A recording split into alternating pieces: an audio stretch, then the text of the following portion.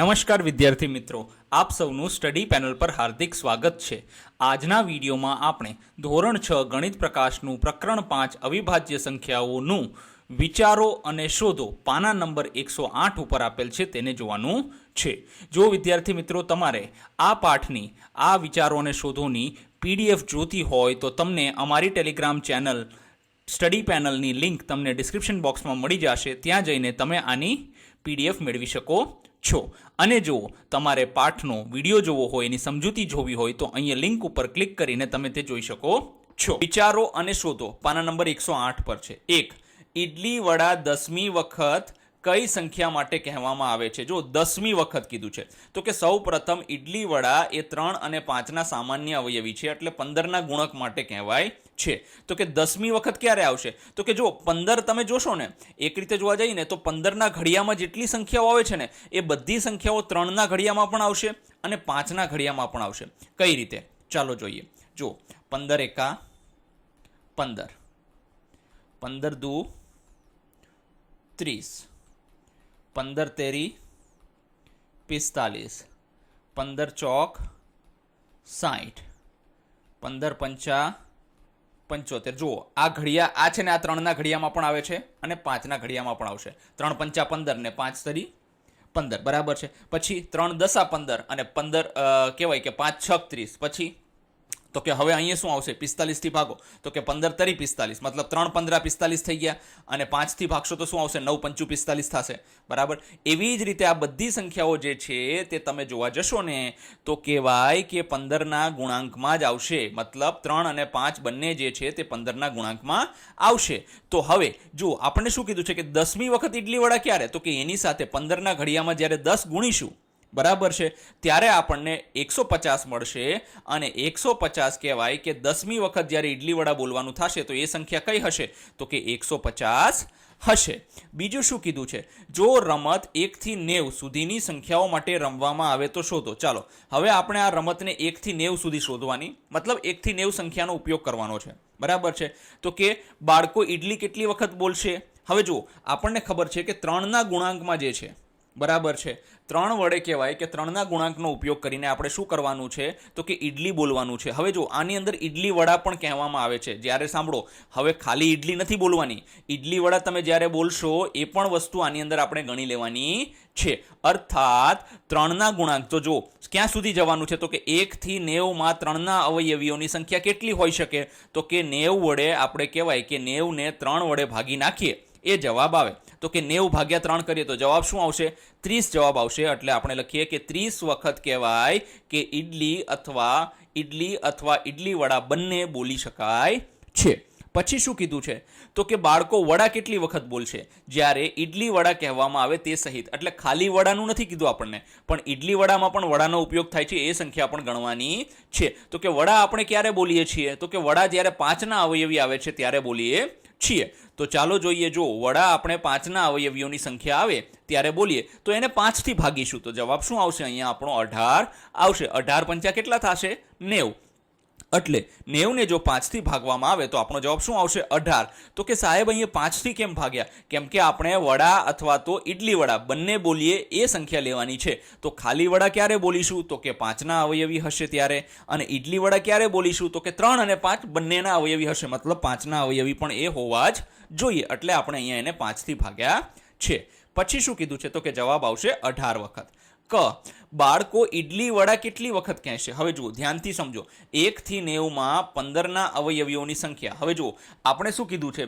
તો કે ઇડલી વડા ક્યારે બોલવામાં આવે? તો કે એ 3ના પણ અવયવી હોવા જોઈએ અને 5ના પણ હોવા જોઈએ। તો એવી કઈ સંખ્યાઓ છે? તો એ બધી સંખ્યાઓ 15ના ઘડિયામાં આવે છે। તો જ્યારે 90 ને 15 થી ભાગીશું તો જવાબ શું આવશે? 6 આવશે। એટલે કહેવાય કે 6 વખત આપણે કહી શકીએ તો કે ક્યારે ક્યારે ઇડલી વડા બોલશે? તો કે 15, 30, 45, 60, 75 અને 90 આટલી સંખ્યાઓમાં એ લોકો શું બોલશે? તો કે ઇડલી વડા બંને બોલશે। અર્થાત 15ના અવયવીઓ જે છે તે બધા જ અવયવીઓ કોના અવયવીઓ છે? 3 અને 5 બંનેના અવયવીઓ છે। હવે આપણને શું કીધું છે? 3. જો રમત 900 સુધી, હવે એક વસ્તુ યાદ રાખો, અત્યારે આપણે રમત 90 સુધી રમ્યા, હવે 900 સુધી। હવે જુઓ ધ્યાનથી આ વસ્તુ સમજવાની જરૂર છે। શું? તો કે પહેલા આપણે ક્યાં સુધી રમ્યા? તો કે 1 થી 90 સુધી રમ્યા. હવે ક્યાં સુધી કીધું છે? તો કે 1 થી 900 સુધી. હવે જુઓ, 90 માંથી 900 કરવા હોય તો ગુણ્યા 10 કરવા પડે, બરાબર છે. 90 માંથી 900 કરવા હોય તો શું કરવું પડે? તો કે ગુણ્યા 10 કરવા પડે. તો હવે શું કીધું છે? તો તમારા જવાબો કેવી રીતે બદલાશે? તો બધા જવાબો કેટલા થઈ જશે? તો કે 10 ગણા વધી જશે. કેટલા ગણા વધી જવાના છે? બધા જવાબો આપણા 10 ગણા વધી જશે. ચાલો હવે જોઈએ કઈ રીતે 10 ગણા વધી જાય છે. જુઓ, સૌ પ્રથમ ઈડલી વડાની 10મી વખત, તો કે 10મી વખત તો 150 જ રહેશે, એ આપણે જોઈ લીધું, બરાબર છે. પ્રથમ 10માં અવયવીમાં કોઈ ફેરફાર નહીં થાય. હવે ઈડલી કહેવાની સંખ્યા, તો કે ઈડલી કેટલી વખત કહીશું? તો કે 3ના અવયવોમાં કહેવાની છે. અહીંયા જુઓ, આપણે આગળ ક્યાંથી, આગળ તમે જોશો તો 3 થી ભાગેલા હતા, તો એ 90 ને 3 થી ભાગ્યા હતા. હવે 900 ને 3 થી ભાગીશું તો જવાબ શું આવશે? 300 વખત. એટલે કેટલી વખત વધી ગયા? તો કે 10 ગણા વધી ગયા છે. પછી તો કે વડા કહેવાની સંખ્યા, તો કે અહીંયા જુઓ 90 સુધી હતી તો 90 ભાગ્યા 5 કર્યા હતા, કેમ કે 5ના અવયવી હતા. અહીંયા આપણે કહીશું કે 900 છે તો 900 ભાગ્યા 5 કરીશું તો જવાબ આવશે 180. જે 18 હતા એ કેટલા થઈ ગયા? 180, અર્થાત 10 ગણી વધી જશે. પછી તો કે ઈડલી વડા, તો કે ઈડલી વડા આપણે કેટલી વખત કહ્યા? તો કે જુઓ, અહીંયા 6 વખત હતા, અહીંયા 90 થી 15 ભાગેલા હતા. હવે 900 થી 15 ને હવે 900 ને 15 થી ભાગીશું તો જવાબ આવશે 60 વખત, અર્થાત 10 ગણી વધી જશે. તો જવાબો કેવી રીતે બદલાશે? તો કે આપણી જે સંખ્યાઓના જે જવાબો છે તે કેટલા વધી જશે? તો કે 10 ગણા વધી જવાના છે. પછી છે 4. શું આ આકૃતિ ઈડલી વડા રમત સાથે સંબંધિત છે?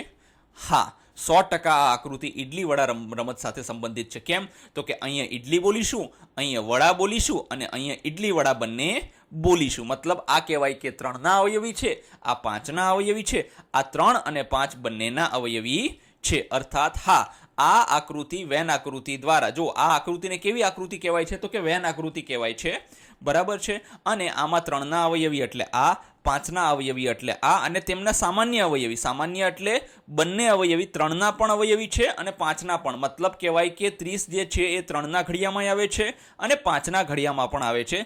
15 જે છે તે 3ના ઘડિયામાં પણ આવે છે અને 5ના ઘડિયામાં પણ આવે છે.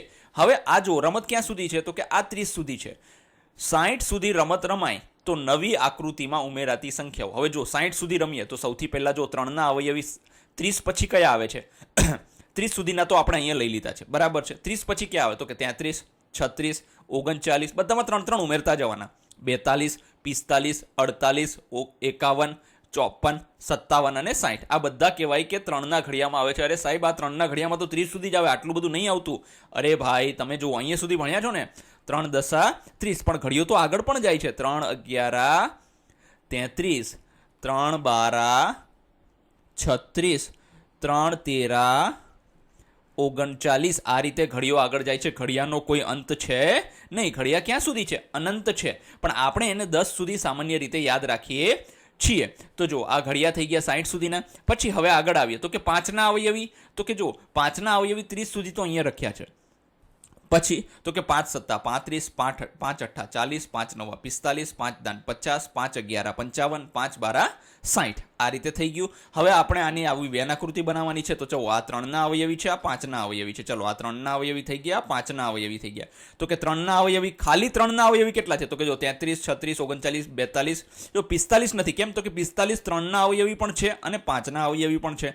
60 પણ તમે જોશો તો 3ના અવયવી પણ છે અને કહેવાય કે 5ના અવયવી પણ છે. તો હકીકતમાં 33, 36, 39, 42, 48 અને 51, 54 ને 57 આવી ગયા. જો 45 ને 60 કેમ નથી લીધા? કેમ કે બંનેના અવયવી છે. હવે ખાલી 5ના અવયવી અહીંયા આવશે. તો કે 35, 40, 50, 55. તો 35, 40, 50, 55. હવે જે કોમન છે, બંનેમાં સામાન્ય છે, એ શું છે? તો કે 45 અને 60. તો એ વચ્ચે આવી જશે, કેમ કે એ 3ના પણ અવયવી છે અને 5ના પણ અવયવી છે. ચાલો હવે આપણે ઈડલી વડા રમતને સંખ્યાઓની અલગ અલગ જોડીઓ સાથે રમીએ. જુઓ, હવે ઈડલી વડા રમત આપણે અગાઉ 3 અને 5 સાથે રમી ગયા. હવે આપણે 2 અને 5 સાથે એને રમીએ. આપણે નાની સંખ્યા માટે ઈડલી, મોટી સંખ્યાના અવયવી માટે વડા અને સામાન્ય અવયવી માટે ઈડલી વડા કહીશું. જો રમત 60 સુધી રમવામાં આવે તો 5.1 જેવી આકૃતિ બનાવો. જો આ 5.1 જેવી જ આકૃતિ બનાવો. જો 60 સુધી રમીશું ને તો આપણે કહેવાય કે એવી વેન આકૃતિ આગળ બનાવીને એવી વેન આકૃતિ જ બનાવીએ. ચાલો સૌથી પહેલા લઈએ 2 અને 5. તો કે 2 ના અવયવી કેટલા છે? તો કે 2 નો ઘડિયો આખો 2 એકા 2, 2 દુ 4, 2 તરી 6, 2 ચોક 8, 2 પંચા 10, 2 છક 12, 2 સત્તા 14, 2 અઠ્ઠા 16, 2 નવા 18, 2 દાણ 10, 2 11 22, 2 12 24, 2 13 26, એવી રીતે આપણે 60 સુધી લખવાનું છે. બરાબર છે. ચાલો, કેમ આપણે 60 સુધીની વેનાકૃતિ બનાવવાની છે. બીજી સંખ્યા કઈ છે? આના આપણે ઈડલી બોલીશું. જો હવે વડા ક્યારે બોલીશું? તો કે 5 નો ઘડિયો લઈ લો. 5 એકા 5, 5 દુ 10, 5 છક કહેવાય કે 5 તરી 15, 5 ચોક 20, 55 25, આ રીતે 5 નો ઘડિયો લખ્યો. હવે જો આની અંદર તમે જોશો કે જે કથ્થઈ કલરના છે ને એ શું છે? તો કે એ ઈડલી વડા બંને છે. કેમ? તો કે એ 2 ના ઘડિયામાં આવે છે અને 5 ના ઘડિયામાં આવે છે. 2 ના ઘડિયામાં આવે છે, 5 ના ઘડિયામાં આવે છે. 30 2 ના ઘડિયામાં આવે છે, 5 ના ઘડિયામાં પણ આવે છે. એટલે કહેવાય કે હવે આપણે આકૃતિ બનાવીએ. ચાલો, સામાન્ય. હવે સામાન્ય શું થઈ ગયું? તો કે સામાન્ય 10 20 30 40 50 60. તો કે આ જે સંખ્યાઓ છે એ બંનેમાં આવે છે. મતલબ 2 ના ઘડિયામાં આવે છે અને 5 ના ઘડિયામાં પણ આવે છે. ચાલો, હવે આપણે વર્તુળ દોડીએ. આ 2 ના અવયવીનું બનાવ્યું, આ 5 ના અવયવીનું. તો જો હવે જે આ કથ્થઈ કલરની જે છે, જો વિદ્યાર્થી મિત્રો, તમને પરીક્ષામાં આવા પ્રશ્ન 100% પૂછાશે. આના માટે સમજવા જેવી વાત શું છે ખબર છે? આવી રીતે પહેલા બંનેના ઘડિયાના જે બરાબરની જમણી બાજુની જે સંખ્યા છે ને એ લખી દેવાની. પછી જોઈ લેવાનું કે સામાન્ય શું છે, એટલે એને સર્કલ વર્તુળ કરી દેવાનું. બરાબર છે. તો કે હવે આની અંદર જે કહેવાય કે વાદળી કલર અથવા તો દૂધિયા કલરનું જે બ્લુ કલરનું લખેલું છે એને આપણે અહીંયા લખી દઈએ. બરાબર છે. પછી તો કે 5 ના અવયવીમાં શું છે? તો કે દૂધિયા કલરનું જે 5માં છે એને અહીંયા લખી દઈએ. હવે જે કથ્થઈ કલર છે, જે બ્રાઉન કલર છે, એને આપણે વચ્ચે લખવાનું થશે અને આ થઈ જશે આપણા સામાન્ય અવયવી. જુઓ, ધ્યાનથી જોઈજો. 10 આની અંદર ક્યાંય નથી આવતા ને? તો કે ના 10 નથી. 20 છે આની અંદર? તો કે ના 20 પણ નથી. 30 છે આની અંદર? 30 પણ નથી. 40 છે આની અંદર? તો કે 40 પણ નથી. 50 છે આની અંદર? નથી. 60 પણ નથી. એવી જ રીતે અહીંયા પણ 10 નથી, 20 નથી, 30 નથી, 40 નથી, 50 નથી અને 60 નથી. કેમ? કેમ કે એ બંનેના સામાન્ય અવયવી છે. હવે જોઈએ 3 અને 7. જુઓ, ચાલો બનાવી લઈએ. પહેલા તો 3 ના અવયવીઓ કેટલા છે? તો કે 3 એકા 3, 3 દુ 6, 3 તરી 9, 3 ચોક 12, આવી રીતે આગળ જવાનું છે. અને ક્યાં સુધી? તો કે અહીંયા સુધી આપણે જવાનું, 60 સુધી જવાનું છે. આવી જ રીતે આપણે 7 ના અવયવી લખીએ કે જેમાં આપણે શું બોલીશું? તો કે વડા બોલીશું. 7 14, 7 એકા 7, 7 દુ 14, 7 તરી 21, 7 ચોક 28, 7 પંચા 35, આ રીતે આપણે 60 સુધી લખીશું. જો આના પછી કેમ 7 અઠ્ઠા 56, તો 7 નવા કેમ ના લખ્યા? કેમ કે આપણે 60 ની ઉપર જવાનું છે નહીં. હવે આ બંનેના સામાન્ય શું છે કે જ્યાં આપણે ઈડલી વડા બંને બોલવાનું છે, તો એ શું થશે? તો કે 21 અને 42 આ બંને જે છે તે કેવા છે? તો કે સામાન્ય અવયવી છે. હવે જોઈએ આપણે. ચાલો, આ 3 ના અવયવી થઈ ગયા, આ થઈ ગયા 7 ના અવયવી. તો જો આ જેટલા વાદળી રંગના છે ને, બ્લુ રંગના, ભૂરા રંગના કહીએ કે એને આપણે અહીંયા લખીશું.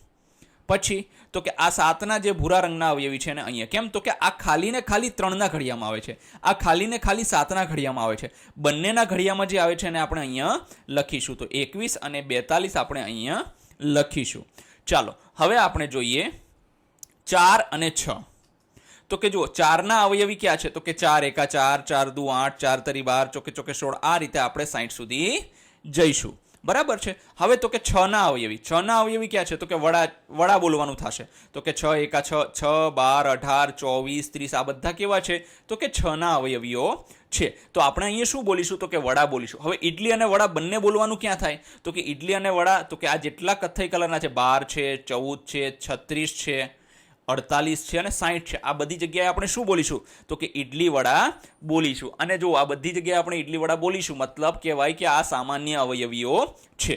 ચાલો, હવે આપણે વેન આકૃતિ બનાવી દઈએ. તો કે આ 4 ના અવયવી થઈ જશે, આ થઈ જશે 6 ના અવયવી. તો કે 4 ના અવયવી શું છે? એને બધાને અહીંયા લખીશું, 6 ના અવયવીઓને અહીંયા, અને જે આપણે આ બ્રાઉન કલરના, કથ્થઈ કલરના જે છે તેને આપણે વચ્ચે લખીશું. એક વસ્તુ વિદ્યાર્થી મિત્રો ધ્યાન રાખજો કે આ 12 24 36 48 અને 60 છે એ 4માં અલગથી કે 60માં અલગ, 6માં અલગથી લખવાની જરૂર હોતી નથી. કેમ નથી હોતી? કેમ કે જો આ વેન આકૃતિ આવી રીતે 4ને પણ કવર કરે છે અને આ વર્તુળ આવી રીતે 6ને પણ કવર કરે છે, એટલા માટે.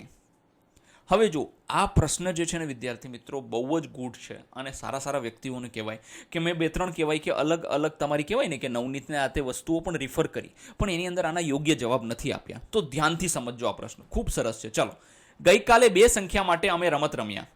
અમે ફક્ત ઇડલી અથવા ઇડલી વડા જ કહ્યું અને કોઈએ ફક્ત વડા ના કહ્યું. જો એક રમત રમ્યા આ લોકો, એમાં એમને ખાલી ઇડલી કીધું અને ઇડલી વડા જ કીધું, વડા ખાલી કીધું નહીં. તેમાંની એક સંખ્યા હતી 4. એક સંખ્યા તો એમને કહી દીધી 4. અરે તે સંખ્યાઓ કઈ હોઈ શકે? તો બીજી સંખ્યા કઈ હશે?